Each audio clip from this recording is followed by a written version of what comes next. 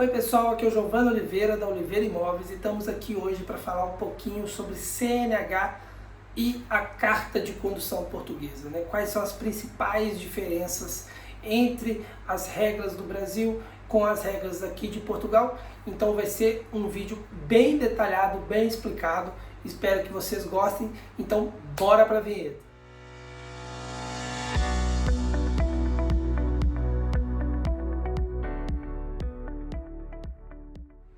Então, a primeira pergunta que não pode ficar sem responder, né, é: brasileiros podem dirigir em Portugal? Sim, podem dirigir.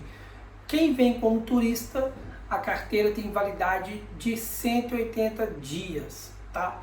Mas ali uns 2 ou 3 dias ainda é tolerável. Então, há lugares que falam 183, a própria lei fala que é 181 mais 1. Então, 180 dias ali para ter certeza que vai dar tudo certo, não vai estar infringindo nenhuma lei. Quem vem como turista tem esses 180 dias. Quem vem com visto, após legalizar sua chegada, né, com a carteira, a autorização de residência, passa a ter um prazo para que ela seja efetivada, né? Esse prazo foi anteriormente de 60 dias, se não me engano, ou 90, e agora está em trâmite, ainda não está 100% aprovado até onde eu me lembre, de 2 anos. Então o brasileiro vai ter 2 anos para poder realmente trocar a carteira, mas é uma coisa ali que quanto antes você trocar, melhor. Por quê?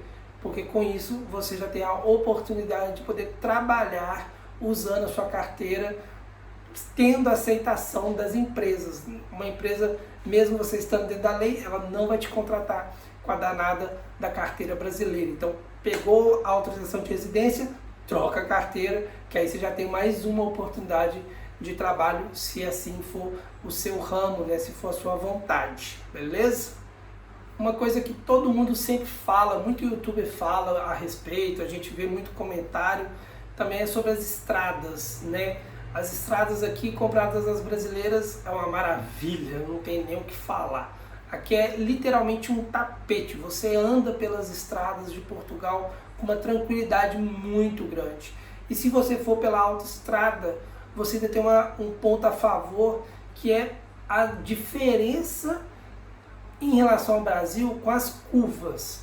Aqui não tem tantos morros, por assim dizer, ou pelo menos na hora de contornar esse morro o pessoal dá uma descascada nele. Então, você descendo de norte a sul do país, ou subindo de sul ao norte, você não pega curvas muito fechadas. Coisa que no Brasil, dependendo da região, quem é de Minas Gerais, por exemplo, descendo para Espírito Santo ou descendo para o Rio de Janeiro, pega curvas assim que é quase 180 graus, né? Você desloca quase que totalmente, voltando para o caminho de novo. Então, são curvas muito fechadas que aqui não tem. Quando eu desço para Lisboa, se eu não me engano, amanhã mesmo eu vou descer para lá, a gente faz assim, põe 120 e desce. E praticamente em momento nenhum você precisa tirar o 120 do pedal ali, do velocímetro, porque as curvas não vão ser fechadas. Isso é uma coisa bem interessante, principalmente nas autoestradas, que são as vias particulares, né, com pedágios e tudo mais. Então é uma particularidade bem interessante do país. As autoestradas têm um custo também, né? Como eu disse, elas são particulares, elas são privadas, o governo deu a concessão das estradas para uma empresa, né, para algumas empresas na verdade, e por conta disso a gente tem custo associado por dirigir na via. E são os pedágios. E existem 2 tipos de pedágio. O pedágio tradicional, que é aquele que tem uma pessoinha, que você vai chegar ali com dinheiro, pagar para ela, ela vai te dar o voucherzinho do trecho que você está percorrendo. Ou aqueles, no mesmo estilo tradicional, uma maquininha onde você vai enfiar ali a moeda, as notas, e ela também vai te dar este canhotozinho, né, com o vale que você passou esse trecho. E tem o segundo tipo, que é o chamado scooters, que são os pedágios totalmente eletrônicos. São uma espécie de arco, você passa com o carro por debaixo dele. Quem tem o Via Verde, que aí no Brasil seria o Sem Parar, ele dá um apitozinho ali indicando que foi processado. Quem não tem, esses scooters, que são essas portagenzinhas totalmente, é um portalzinho mesmo, o carro passa por dentro dele ali. O que acontece? Ele lê a placa do carro. Então depois de 72 horas chega no correio uma faturinha, digamos assim, para você pagar. Você pode pagar por aplicativo de celular ou você vai nos correios e paga dando o número da sua matrícula, né? A placa do carro, que aqui a gente chama de matrícula. Então são esses dois modelos. Uma regra interessante também que tem aqui em Portugal é sobre a circulação. A circulação ela deve ocorrer sempre pela direita. Aí no Brasil a gente usa a pista da esquerda só para ultrapassagem, pela lei, né? Mas na prática uma coisa totalmente diferente que acontece. Todo mundo quer circular na esquerda e deixa a direita livre, né? Eu lembro que quando eu morava no Brasil, muitas das vezes eu andava pela direita justamente porque a direita andava, estava todo mundo tentando andar pela esquerda e a direita livre ali. Então, voltando de Confins, no aeroporto internacional ali, era super comum eu vim toda a estrada até Belo Horizonte, passando pela direita, porque a direita estava andando enquanto a esquerda estava congestionada. Em Portugal, é o contrário. Assim, é a mesma regra, mas na prática acontece o contrário, o pessoal respeita. Em autoestrada, você só pode circular pela direita. E só usar as pistas da esquerda, e a pista da esquerda é tanto a pista do meio quanto a pista da esquerda efetivamente, porque ela está à esquerda da primeira faixa direita, então é todas as pistas depois da pista ao mais à direita, né? Só para ultrapassagem, ou seja, você vê todo mundo andando ali em filinha na direita, na extrema direita, e as outras pistas todas livres, todas folgadas e tal. Quando alguém vai ultrapassar, a pessoa contorna você na esquerda e depois volta para a pista da direita. Isso é uma observação bem interessante, porque aqui em Portugal não tem a Polícia Federal Rodoviária, não tem a Polícia Rodoviária igual no Brasil. Aqui é a polícia, a GNR, né, a Guarda Nacional Republicana. E ela, além de carros normais, todos plotados, com giroflex em cima e tal, ela também tem carros sem nenhum aviso. Então, totalmente normais. Carros que você pode achar que é uma outra pessoa qualquer usando a via.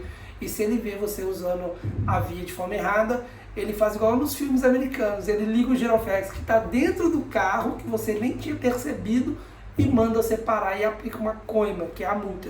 E os valores não são baratinhos, são bem caros. Então o pessoal respeita bem, porque realmente a gente tem muita polícia paisana andando nas estradas.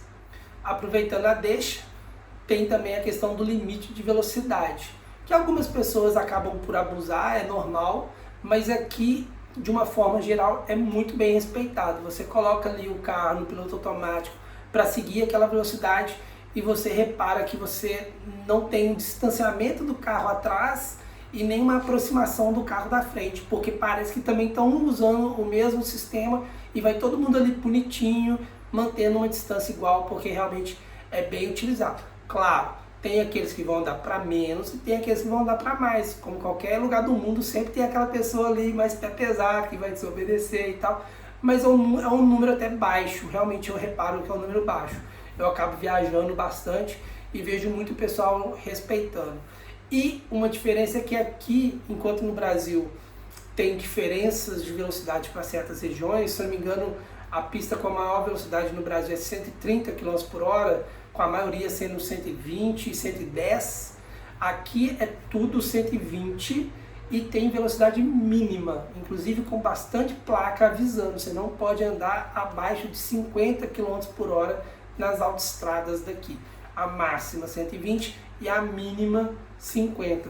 Uma regra que difere um pouquinho do Brasil, porque até onde eu me lembro, no Brasil a mínima é metade da máxima, então seria 60 no Brasil, enquanto aqui pode ser 50 km por hora. Nas nacionais, pelo contrário, a gente tem estradas sem pedágio, porém elas passam dentro das cidades, tá? Então ela vai ter um limite de velocidade ali, geralmente máximo de 50 km por hora, e vai ter mais curvas, vão ter lugares que vão ter semáforo, né, o ponto de paragem, a passarela, a passadeira, que é a faixa de pedestre no Brasil. Então a gente vai ter esses pequenos detalhes que faz uma viagem ficar um pouco mais longa. Então, dependendo da situação, vale a pena usar, mas dependendo, não, porque realmente você não vai pagar o pedágio, mas você está num processo que vai ser um pouquinho mais lento de chegar no seu destino. Então, é umas ponderações que você tem que avaliar se vale ou não a pena usar esse recurso de sair da autoestrada indo pela nacional. Uma outra questão interessante também é o próprio seguro obrigatório. Aí no Brasil a gente paga um seguro obrigatório, que é o DPVAT, né, se eu não me engano, mas ele é contra questões de terceiros, né, para acidentes pessoais, a pessoa machucar mesmo. Eu não estou usando a expressão errada, né, a fala errada, mas é contra lesão corporal, digamos assim. E aqui não, aqui o seguro obrigatório é para o carro mesmo. Então todo carro aqui obrigatoriamente tem que ter um seguro. Pode ser o mais simples possível, mas tem que ter um seguro, que ronda em média ali nos 120, 125 euros o preço desse seguro por ano. Ele não vai cobrir o carro próprio, mas ele vai cobrir dano a terceiros. Então se eu bater meu carro em outra pessoa, cobre todo o reparo daquele carro, mas não cobraria o meu reparo. Esses são os seguros obrigatórios.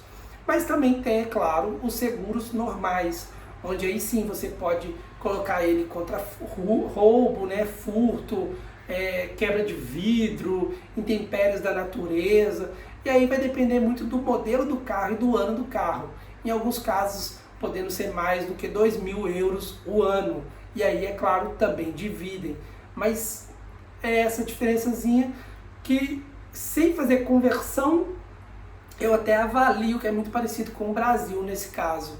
Eu tinha um seguro no Brasil que pagava aí R$ 2.400 reais. Então um seguro aqui de 2.000, sem fazer conversão, tá mais ou menos igual, digamos assim. É uma questão que tem, não é o obrigatório é baratinho, mas ele não traz benefícios para o próprio detentor de seguro, né? Porque se ele bate o carro, ele quer que o seguro cubra o carro dos outros, mas o próprio também, né? Mas pelo menos o seguro obrigatório tem condição de todo mundo ter, e automaticamente quem não teve culpa no acidente não sai lesado, ele sai pelo menos ressarcido pelo seguro de quem bateu. É uma coisa bem interessante aqui em Portugal. Uma coisa bem legal, bem interessante também nas diferenças entre Brasil e Portugal é praticamente, e isso eu falo com todo meu cliente quando a gente faz a primeira videoconferência, né? Carro quase não se vê garagem aqui. É muito comum todo mundo deixar o carro na porta da casa mesmo, não se tem esse cuidado, essa preocupação em em ter o carro furtado ou roubado, coisas do gênero. Então muita gente deixa os carros na garagem. Isso tem duas questões. A primeira, e isso na opinião do Giovanni, quem é português e me assiste pode dar sua contribuição no canal também com opiniões. Mas eu vejo como duas questões básicas. A primeira, a facilidade do dia a dia de já ter o carro do lado de fora mesmo, então não tem que abrir portão e tal, tá fácil. E assimilado a isso, a segurança, é claro, né? E a segunda questão é que muitos dos imóveis aqui, dos prédios, as garagens têm uma rampa, porque a garagem é bem embaixo mesmo. Diferente do Brasil, que é muito comum os prédios serem construídos para cima, então a garagem ainda é no nível da rua e tem aqueles pilares onde se constrói o prédio. Aqui não, aqui o prédio está no nível da rua e a garagem está para baixo. Então tem uma rampa de acesso para a garagem que é muito íngreme. E por dentro da garagem existe muitas colunas, então fica meio ruim de andar ali dentro, porque o português ele tem uma particularidade bem interessante, que eles gostam de carro comprido, eles gostam daqueles carros que aí no Brasil a gente chama de perua, né? Paliquende, Paraty, qual mais carro? Eu não lembro mais os nomes de alguns carros aí no Brasil, e não é de maldade isso. Eu tô lembrando da Veraneio Vascaína, não sei porquê. Mas enfim, eles gostam desses carros maiores. E isso numa garagem apertada, que tem uma rampa para entrar bem íngreme, fica muito ruim de manobrar. Então eu assimilo como sendo essas duas questões. Segurança, pode deixar o carro na rua tranquilamente. E porque manobrar o carro, para você colocar ele ali de noite e 10 horas depois, 12 horas depois já tá tirando de novo, não tem necessidade. Então é uma particularidade bem interessante. Uma outra coisa bem interessante também que eu acho a respeito daqui é a questão das lombadas, os quebra-molas. Eu acho que eu nunca passei por nenhum quebra-mola aqui em Portugal. Eu posso estar enganado, mas eu não me lembro de ter passado por um quebra-mola. Aqui não tem. O que tem mais parecido com quebra-mola são as passadeiras, as faixas de pedestre. Em alguns casos, elas são elevadas. Então tem aquela subidinha onde é a listra da faixa de pedestre e depois desce de novo. Fora a faixa de pedestre, não tem lombada, não tem quebra-mola em Portugal. E isso é muito diferente, é muito interessante, porque realmente não é o comum, né? Aí no Brasil a gente está tão acostumado, tudo quanto é lugar, tem estrada de terra, tem quebra-mola, rua, calçada de pedra, tem quebra-mola. Eu já vi isso, eu achei mega estranho, a rua de pedra, você não consegue acelerar muito, e o pessoal foi lá e colocou um asfalto ali de lombada fazendo quebra-mola. E aqui não, aqui é mega tranquilo, porque o pessoal realmente tem mais cuidado, né? Tanto que na faixa de pedestre é uma outra curiosidade, difere da maioria das cidades aí do Brasil. Eu sei que no sul, em Brasília, o pessoal respeita bem, né, a faixa de pedestre, mas tem muita região que não. Em Minas o pessoal não respeita muito, no Rio também eu sei que não respeita muito. Então aqui o pedestre, às vezes ele nem pisou ainda, mas está mostrando ali que ele está indo, o pessoal já desacelera o carro, já fica tranquilo, freia em frente à passadeira, né, a faixa de pedestre, espera o pedestre passar e depois que arranca o carro e vai. Tanto que eu falo que em Aveiro, no centro de Aveiro, o trânsito fica um caos, porque é tanto turista ali. E tem uma rua específicazinha que é o cruzamento de duas áreas mega importantes, onde o pessoal fica indo ver as casinhas lá antigas e tudo mais, e a área de alimentação para o shopping, que é horrível passar ali de carro, porque realmente o tempo todo é turista passando e você às vezes fica 2 minutos ali, 3 minutos parado no meio da rua sem conseguir andar com o carro, porque você tem que dar essa prioridade, e isso é bem interessante aqui em Portugal, é uma coisa muito positiva do país. Na carteira de habilitação, a gente, né, tem essa facilidade, por ser brasileiro, de ter o trâmite muito facilmente reconhecido.